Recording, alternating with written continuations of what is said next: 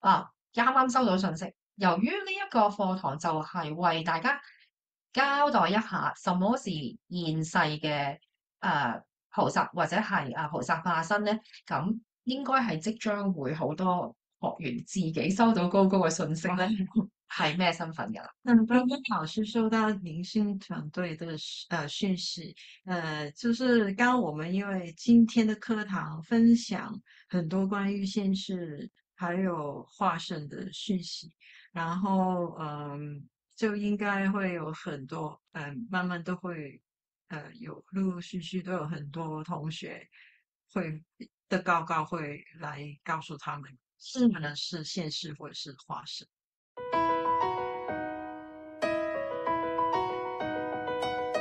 想分享少少嘢，就我啱啱準備去以現世佛陀為大家加持嘅時候咧，佛陀就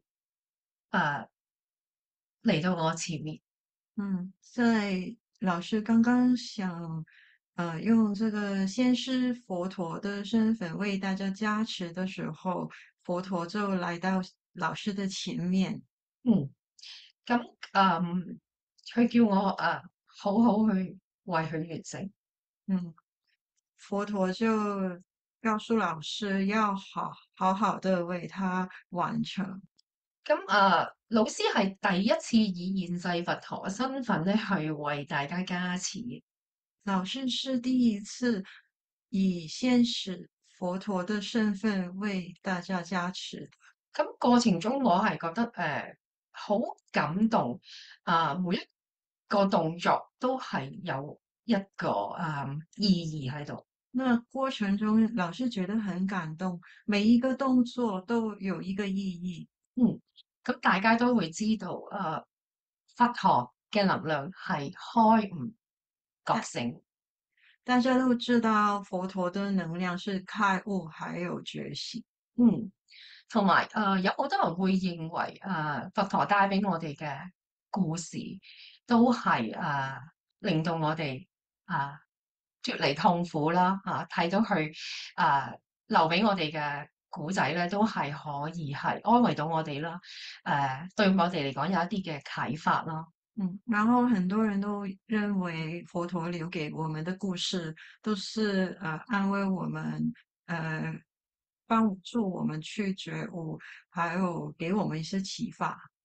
在座嘅所有嘅，無論係我哋嘅學員定唔係我哋嘅學員咧，都係走上覺醒嘅道路當中嘅。在座所有的朋友，不論你們是不是我們的學員，大家都是走向覺悟的道路。點樣我哋可以會走得呢一條道路更加順暢啲咧？那我們如何走這一條道路，能夠走得比較順暢一點呢？就係我哋將我哋嘅心靈再擴張、再擴大。就是我們要把我們自己的心輪再擴張、再擴大。包容一切，因為我哋所有人其實都係一種合一嘅能量。去包容一切，因為我們都是一種合一的能量。我哋要時常去提醒自己呢一樣嘢。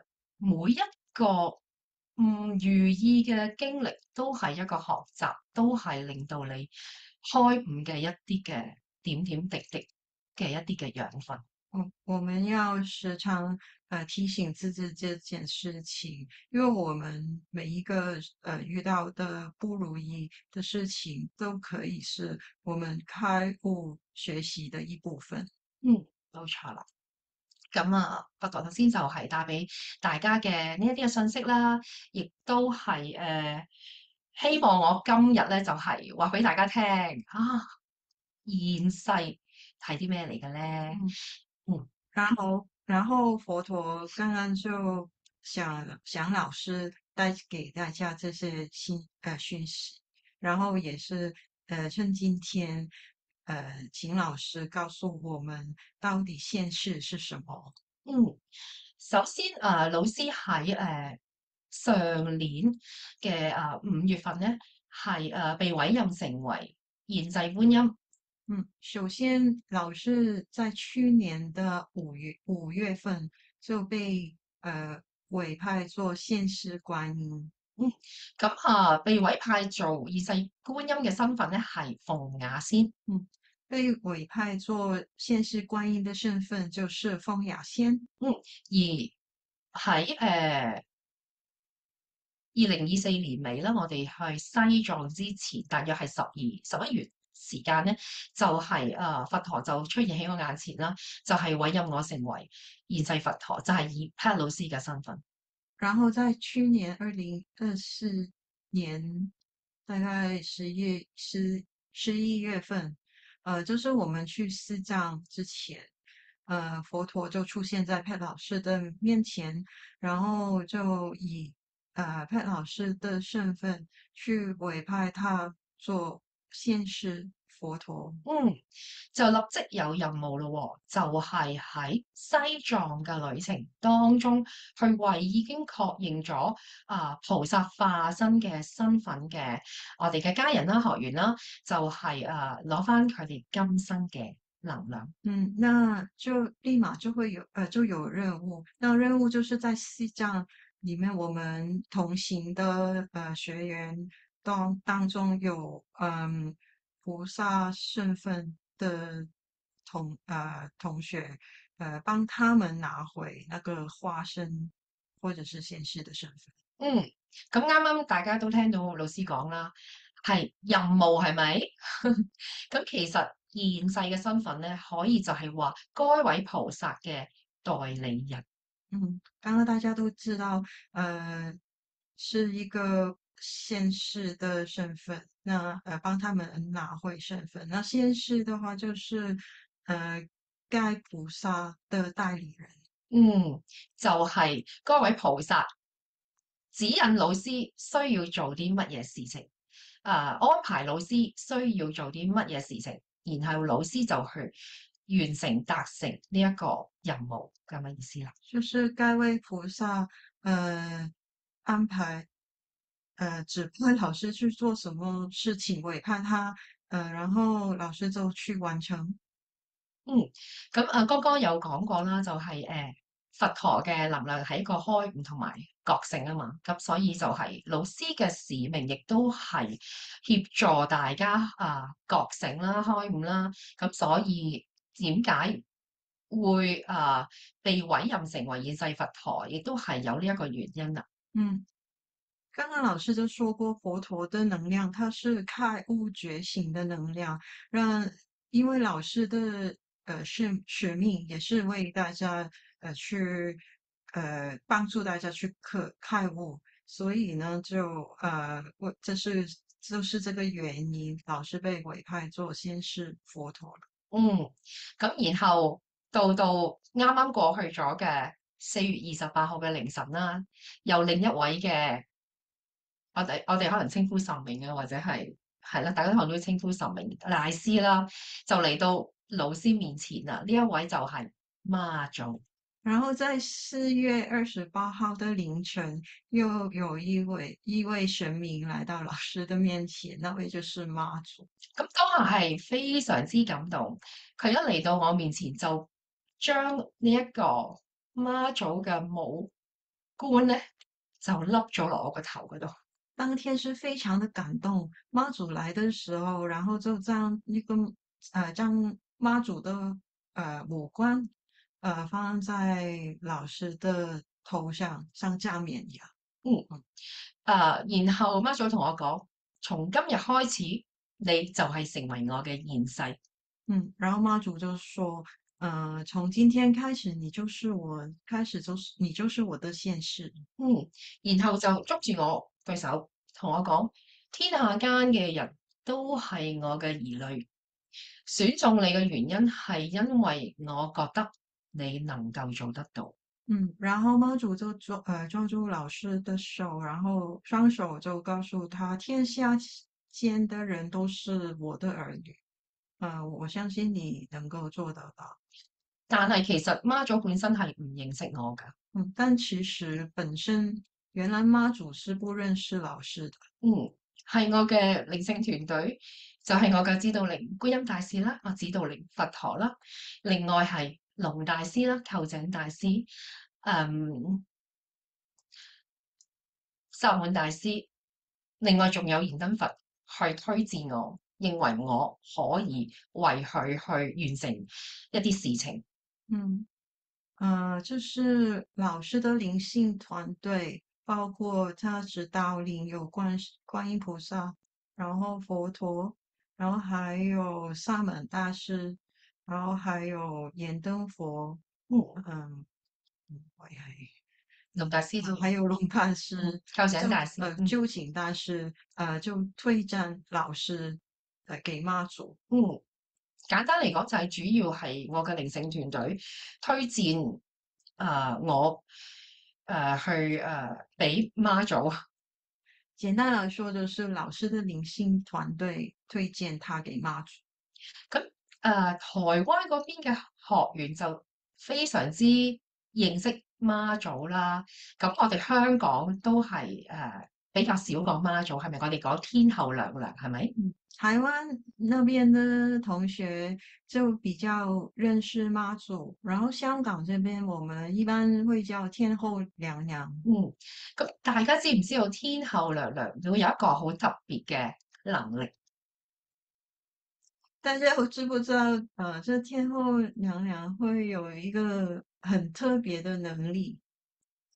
大家如果知道嘅話，可以喺聊天區度打出嚟。如果知道的話，可以聊天區回一下。咁呢一樣嘢係同媽祖委任我成為現世都係有關嘅喎，因為老師會提供一啲嘅點化課堂，係咪？這些也是跟老師，媽祖跟要教老師做的事情也有關係，因為老師會提供一些點化的課堂。好，咁開估啦。咁媽祖咧就係要求老師喺6月份咧係舉辦一個開啟預知能力嘅課堂。然後媽祖是要老師在6月份開一個新的課堂，是開啟預知能力的課堂。大家首先要去理解咧，點解媽祖要我哋有預知嘅能力？大家首先要理解為什麼媽祖要我們有這個預知的能力，唔係想我哋成為預言家喎，不是想要我們成為預言家嘅原因咧，係想我哋4個字：趨吉避凶。這原因只有4個字，就是趨吉避凶，係咪？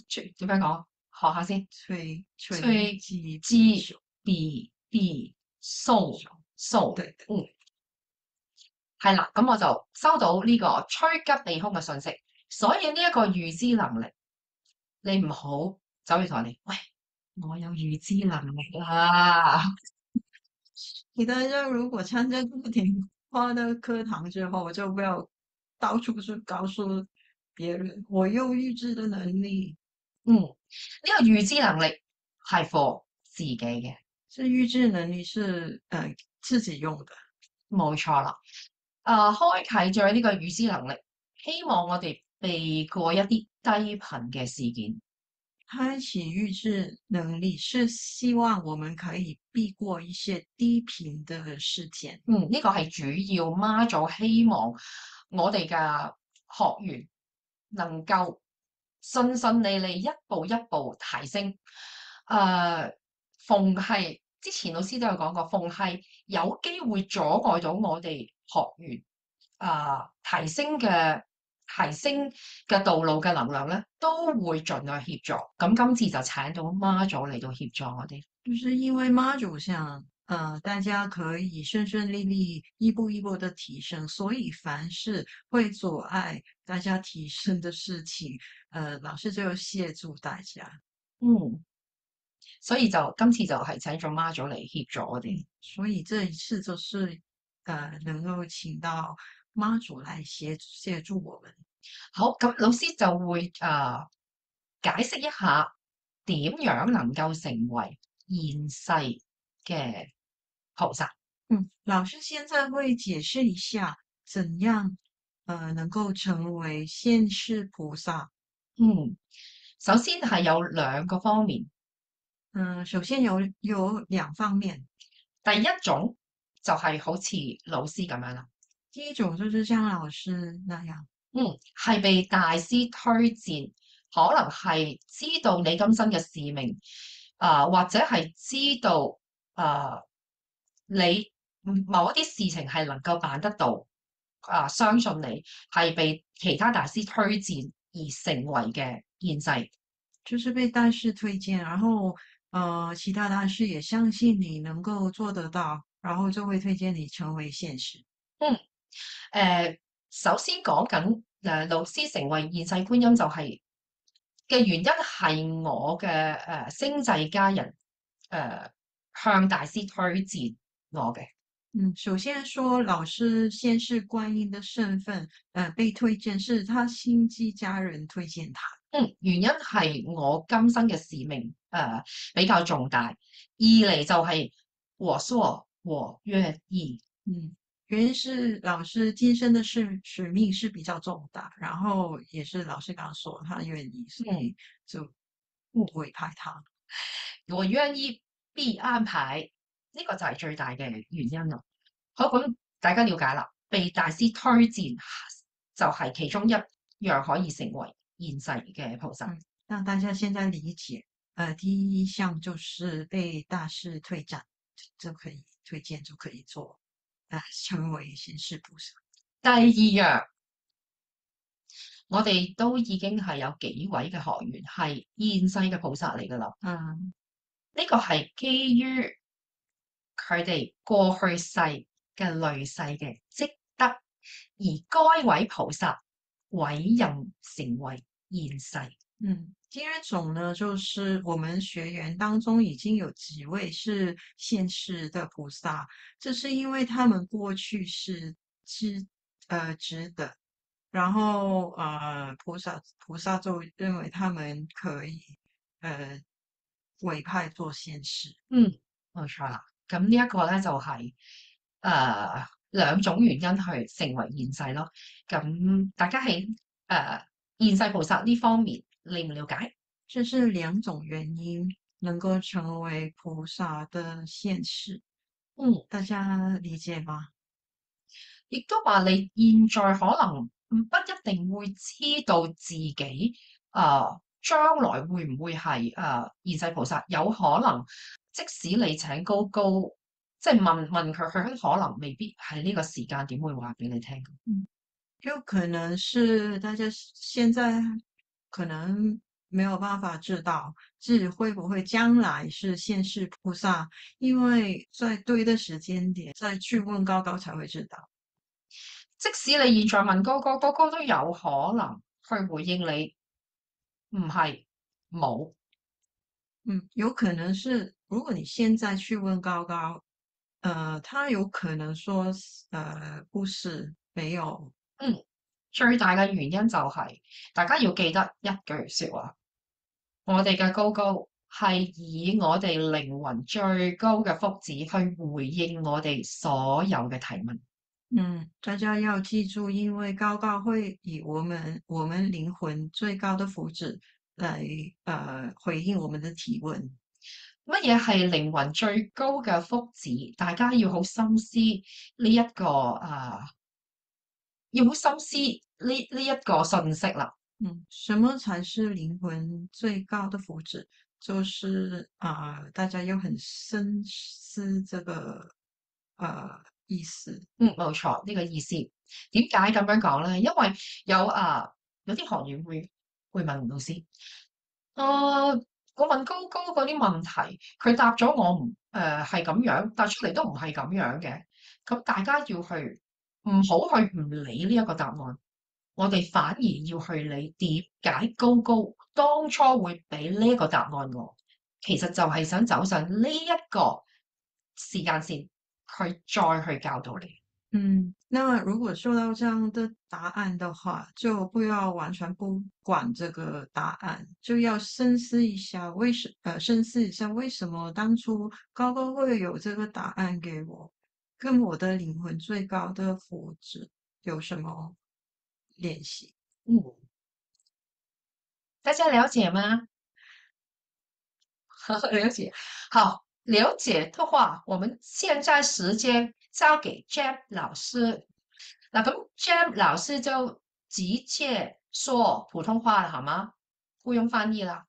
那我就是先講一下我的身份，我有化身，我三个都是化身。我第一个化身知道的是普贤菩萨，然后第二个化身我知道是阿弥陀佛的化身，然后第三个化身是我最近才知道的，是一个印度神里面叫毗湿奴的化身。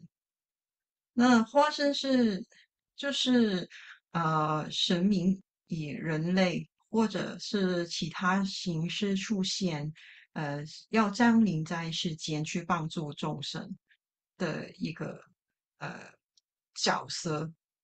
有一些例子，比如说印度教他们有湿婆神，它是有十个化身，或者大家都听过很多民间的故事里面，佛陀菩萨我们认识的黄大仙城隍爷妈祖都会有一些助人的故事，这些都是有一些化身去助人的故事。那化身对于我们个人来说，就是像人生里面呃众多的角色里面的其中一个角色，所以他在不同的时间点会因应个人的修炼，呃，还有提升的状况出现。也因此，我们可以是单一神明的化身，或者是我刚刚说这样有几位的神明的化身。那在宇宙很多很多我们知道或者是不知道的神明里面，为什么某人就会对应到某一位神明而成为他的化身呢？那首先，我们成为化身是经过类似的修行，那有积功德啊，或者积善啊，积善啊，知福啊，修炼累积而来。然后我们在这个三维世界，在日常生活里面，人心之所向，呃心存善念，也要持之以恒。然后我们到某一个时间点，我们开通了一个能量，然后知道自己的使命，然后你要愿意全身的投入去履行这些使命，那神明的身份就会依据你个人的特质或者是使命所需的神明能量就会出现。那现在我分享一下自己的经历。我本身就是有基督教还有佛教的背景成长的。那过往10年，我就自己去学习一些佛学啦，然后因此呢，我就发觉佛学里面有一些哲理，能够解释宇宙里面一些事情，包括是觉醒，还有觉悟，或者是源头这些概念。然后，一般人去宗教场所了，他们是为了祈求一些物质上或者是心灵上的依靠，然后神明就会回应，他们回应不一定是100% 答应我们，所以是回应，但是我们，在宇宙里面，这些神明啊、宗教这些事情，其实重点是应该放在如何。以这种神明的能量去帮助别人啊。所以化身和拥有化身能量的第一大发心就是这个。所以一定是我怎样去使用这种能量去帮助别人，这才是第一大的发现。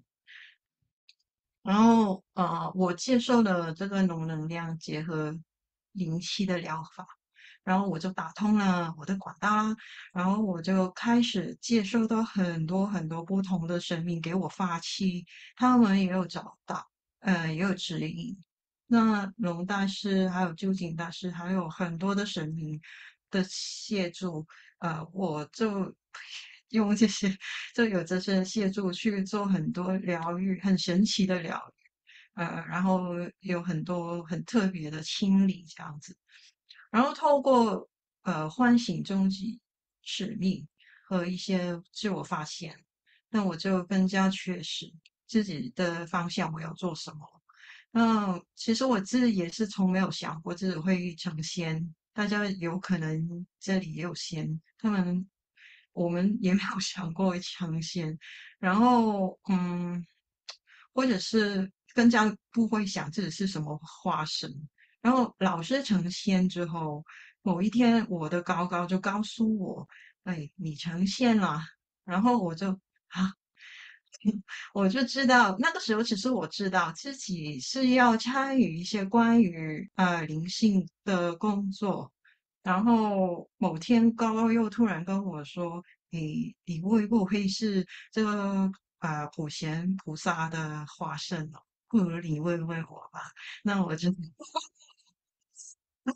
我是很悲痛，那个时候我的高高也这样叫我。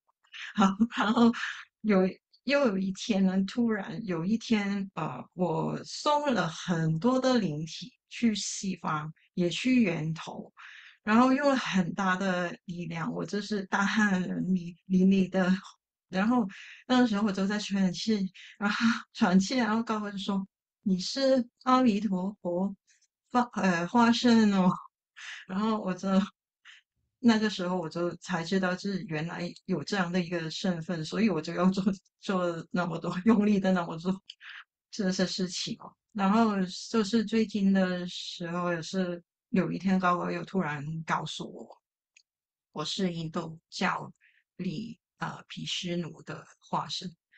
嗯，这个每一次我都会想，这个能力为什么要给我？而我又为什么我又如何可以用这些能力去履行我的生命呢？那我觉得除了能量对应到这些能量是对应到我的使命啊。除了这些之外呢，回想自己能够接触这些神明，其实也是相关的了。因为其实我自己一早已经有接触这些神明，或者有一些概念。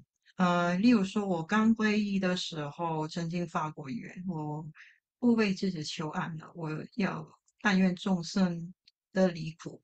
然后这个是对应了普贤菩萨的时代愿行。然后毗湿奴神是有一次我在街上轻轻松松的光走走，然后突然就有这个毗湿奴的名字。那然后这个之后我就去跟老师去马来西亚，去唤醒终极使命。嗯，我就有这个机缘去马来西亚的黑风洞，然后那边是一个印度教的寺庙，又刚刚好我一上那个神殿，那边的祭司就在祝福，然后我就刚刚好走过去，站在很多的印度神面前，神灵那面前，然后祭司就把一些粉末抹在我的额头上，就是这样刚刚好。嗯，刚刚那个时候我去黑风洞，是我知道自己将会要做一些新的工作，加入一些新的工作，那个是跟一些不择手段有关的工作，所以这些能量都是对我的使命，我要做的事情，我需要的能量是对应的。然后我也是要很愿意去做，才我觉得是因为这样才有这个化身。那嗯，虽然我觉得宗教背景不一定有直接的关系了，可是这些都是一些提示跟浮现，然后我们大部分人都知道，我们今生已经经历过的事情，所以嗯，不一定知道我们其实不会知道往生我们遇到过什么事，或者我们跟他们这些神明是有连结过，或者是有缘分的，所以大家也不要急，也每一个人有可能都会是有机会都会是花生，因为大家之前可能已经有这个缘分。但千万不要故意去想我是不是某某神明，我是不是某某神明化身，我不是，又是不是我做的不好，还是怎么样？否则这个会变成一个执念，然后做凡事顺其自然啊，嗯，就专注在当下事情，嗯，也不要想这个发生的事情很神，或者是一种很超然的事情。因为我的想法是，当然我不能跟耶稣基督相比，可是大家要知道，耶稣其实是上帝的代表，他也是上帝的化身，对不对？那他在世间发生的事，大家都知道。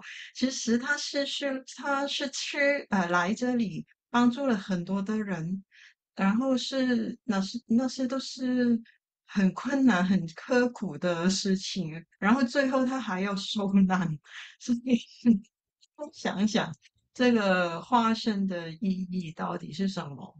是不是真的是很超然这样子？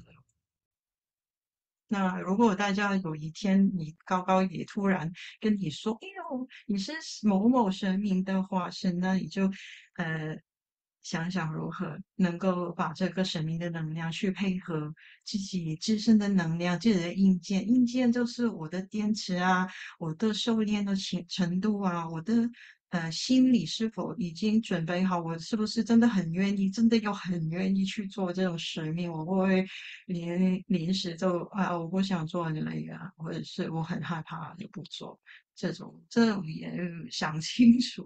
因为如果有这个能力，然后没有去运用它的话，也是没有了，它也会消失的。好，谢谢张老師。大家了解啦哈，謝謝張老師。好，我又想聽下大家，如果大家認為我唔係什麼現世，又唔係什麼菩薩化身，咁我應該點樣咧？嗯，那老師就問大家，如果我不是什麼現世，也有不是什麼化身，那我怎麼辦？嗯，大家回應一下，大家可以回應一下。平常心係最理想，平常心是最理想。最理想。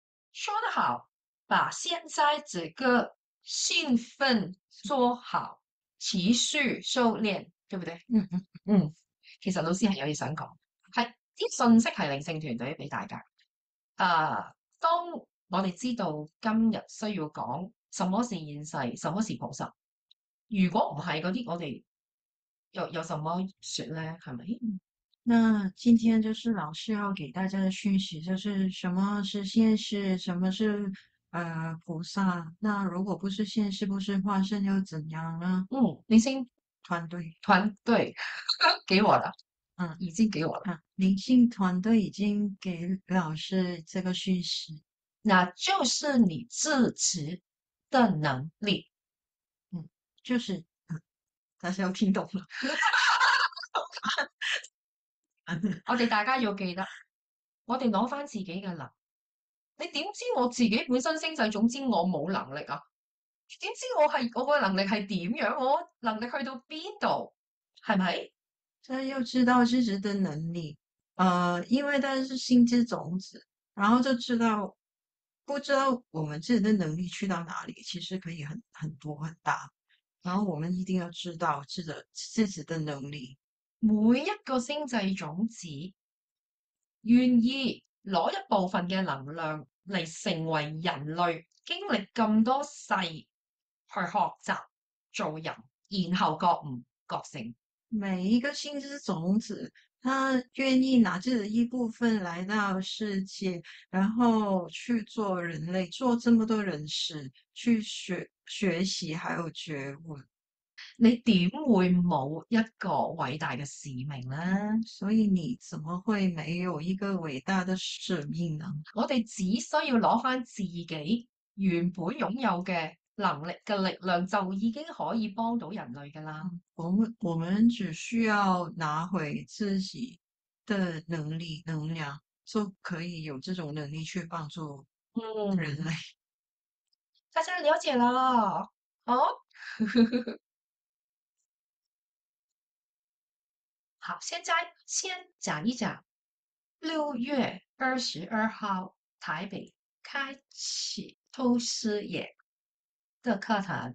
我哋恭喜台北嘅學員有4位，包括係菩薩嘅化身以及現世。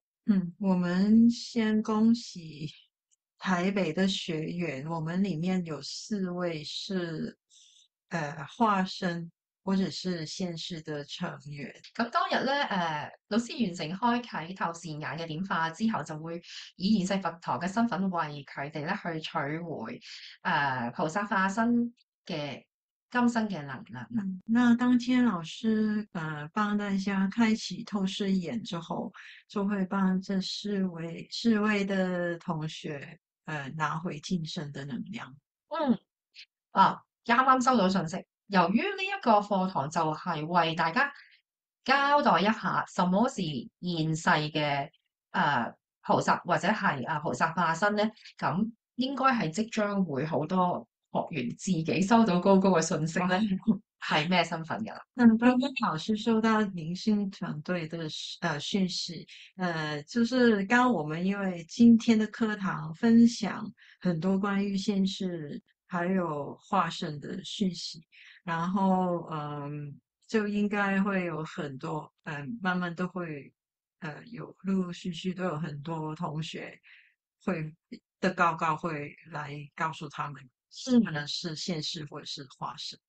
咁大家重點就聽咗 Jam 老師講啦，就係你擁有如果你化身嘅話，你係必定係擁有該菩薩嘅一啲能夠幫到人嘅能量，希望大家可以好好去使用佢嚟幫助人啊。那剛剛我分享的就是，如果你擁有這個化身的身份，就要好好的運用這些能量，看如何去幫助你又提咗又嚟啦。人。又有訊息，大家要記得，宇宙是分工的，每一個人有不同的天賦和才能，懂嗎？好晒，不用翻譯。比方說，他要做的事情跟我不一樣的，對不對？明白嗎？好，咁我現在咧就解答一下現世同埋化身最大嘅分別。現在我們老師解釋一下現世跟化身最大的分別。好簡單，現世係本身就係俾你做一個代理人，為神明辦事情。現世就是本身是一個代理人，為神明去辦事。當然啦，你為神明辦事，佢會賦予你一啲能量，或者係賦予你需要修煉一啲事情，你去擁有呢一啲嘅能量，然後幫佢辦事情。當然就是神明會賦予一些能量，讓你能夠去幫他去辦事情。好啦，理解啦嗬。都理解。化身，你本身就係嗰一個菩薩。化身就是你本身就是那一位菩薩，但係我哋一位大師，一個菩薩，一個能量，佢攞大約唔超過0.5%去轉世成為化身，去幫助身邊嘅人。那化身那个菩萨的能量是一个很大的能量，他拿出不多于0.5%的能量来放在人里面，那在人世间里面转世，还有做就是让这个成為能量化身，成为化身。嗯，理解啦，很大的區別，啱区啱别就是这样。區別。如何知道幫神明做什麼事？你可以向高高查詢，或者直接連結呢一位大師。那个问题，你可以直接跟你的高高查询，或者是直接去问那位大师，你可以帮他做什么？又講，佢蝦我頭，我驚死，我唔記得咗。如果你知道你自己是仙系的話，你一定有事情要交託你辦，你一定會知道。我看到他點頭。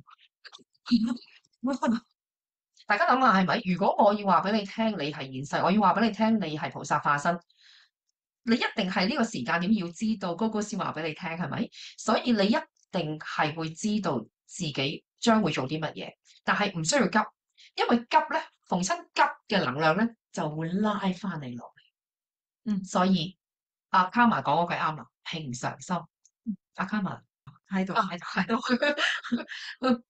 刚刚老师说就是所以大家都知道这个大师的能量或者神明的能量，一定是跟你的使命是有对应的能量，他一定会让你知道要做什么，因为他一定有事情，尤其是如果你知道自己是某一位神明的现实的话，那他一定是有事情要交託你，委派给你。交托给你，一定會。那你一定会在某一天的时间点就会知道是什么。就像我们同学卡玛刚刚讲，就是最好是平常心，不要特意去问或者是很急，因为越急的话，就越容易被拉回来。刚刚说就是执念嘛，要问，不要管太多，你就是慢慢做，好像我在街上走走，打算去吃下午茶是什么，突然就告诉你是什么，有可能是这样。最緊要都係專注於每一個當下。那最重要是我們專注於每一個當下。老師好做得到呢樣嘢，因為老師係被安排嘅，我都唔使諗將來有啲乜嘢。老師是很能做到這件事，專注當下這件事，因為老師是被安排的，所以他都不用想，沒有去想要做什麼，也不用想，也不用想，就是安排什麼就做什麼。但是每一天也有期待啊，期待，很開心的，真的很開心。老師想請問，唔同嘅神明嘅能量跟自己嘅使命有冇關係呢？如果你係任何一位嘅菩薩嘅化身或者係現世，呢一啲嘅能量都係可以協助你完成使命，100%有關係。老師剛剛說，就是這個神明的能量是100%有關係，因為他給你這些能量，就是要你去協助，或者是委派你去完成一些你的使命，使命，對，所以一定是有關係。